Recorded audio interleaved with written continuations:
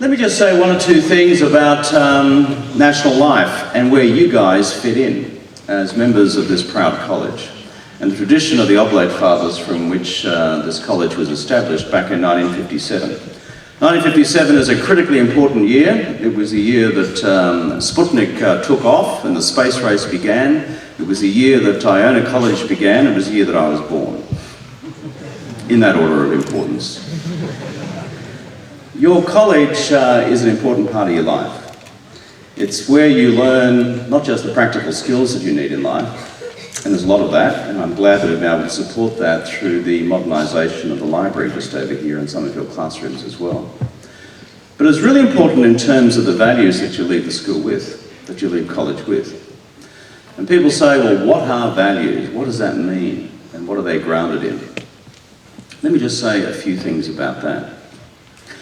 A lot of young people around Australia, in the hundreds of schools around this country that I have spoken to like this morning, have come up to me and said this: Mr. Rudd, I'd like to go into politics one day. What should I do? And my answer to them is as follows. Tell me, young man, young woman, what do you believe in and why? What is it that you really believe in and why? Think about it. If you can't answer that question, then you need to do some more work on it. Because that forms the bedrock of how you live your lives later on. And those core beliefs are critical in steering you through some of the difficult times. Then the second question I ask them, well, if you know what you believe in and why, then ask yourself this question: what can I do about it? In other words, taking what you believe in and translating it into a practical course of action. And then the third question I put to them is, okay, what are you now going to do about it? Yourself, in your life, where you are.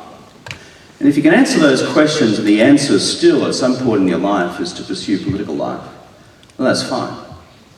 But too often I run into folk in political life of all political parties, including my own, who can't answer that question properly. And that's a very basic question. If you've looked at my own political career, it's been full of a few ups and a few downs. Mainly downs in recent times.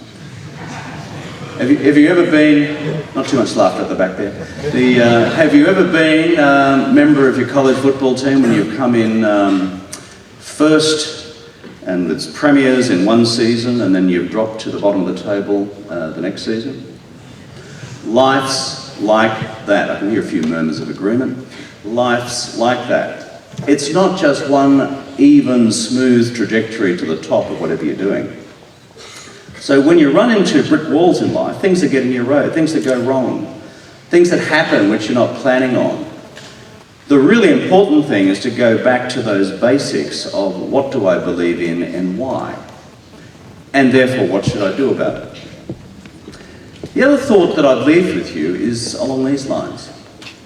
Is the happiest people, the happiest young men, the happiest folk that I've met anywhere in the world from all cultures are people who have decided that what they believe in is doing a fair bit for other people. The grumpiest people and the unhappiest people I've met in life are those who have three mottos in life: me, myself, and I. Basically, once they work to the top and they've got all the money they want or all the position and the power that they want, they discover that, frankly, there's not much else. And they lead very hollow lives. The happiest people are those who I often run into around the world who literally have nothing. When I was Prime Minister, I went to Lima in Peru. Anyone know where Peru is, over in Latin America? I went there. It was a major international conference with the President of the United States and a whole bunch of other people as well. But I heard from a friend of mine that there was a bunch of Australian nuns, Mercy Sisters, who were running a project out in the slums of Lima. And these sisters have been at it for years and years and years. And what do? These sisters deal with people who come down from the mountains, from the most violent parts of Peru, into the city to try and find some protection, but then find themselves with no money and nothing by way of help or support from the government. And so what these fine little group of Catholic nuns, only about half a dozen of them have done over the last 25 years, is set up a health centre, a community centre, and from across Australia and across the local community in Peru, they have begged, borrowed, but never stealed, in order to build something and to create something. And when I went there and just sat there with all these kids who had nothing, and the smiles on their faces because I came that day to deliver their first X-ray machine that they'd ever had from the Australian government, using your taxes or your parents' taxes. These kids were just absolutely delighted by what they had received, given that up until then they had received nothing. But what I particularly saw was the light on the faces of our dear Catholic nuns from Australia, who had nothing, lived in squalor themselves, but I've got to say, were the happiest and most fulfilled people. Why? Because they'd discovered a pretty ancient wisdom, and it's alive in many cultures and many faiths. In the Christian faith, it's alive in the very simple words of St. Francis, who said, "It's in giving that you receive."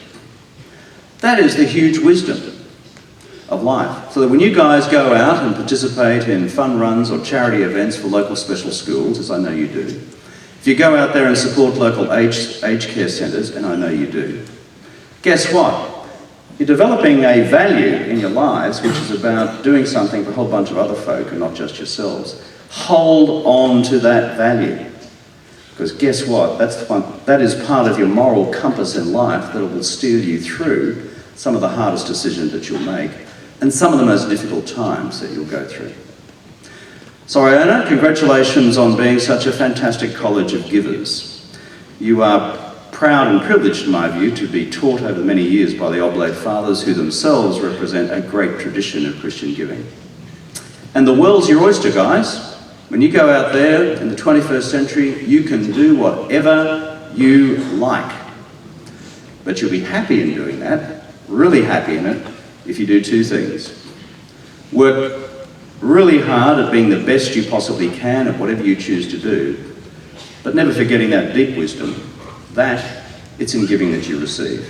And if you do stuff for other people, let me tell you, when you finally have a bunch of grandchildren sitting around you, you'll be the happiest bloke on earth.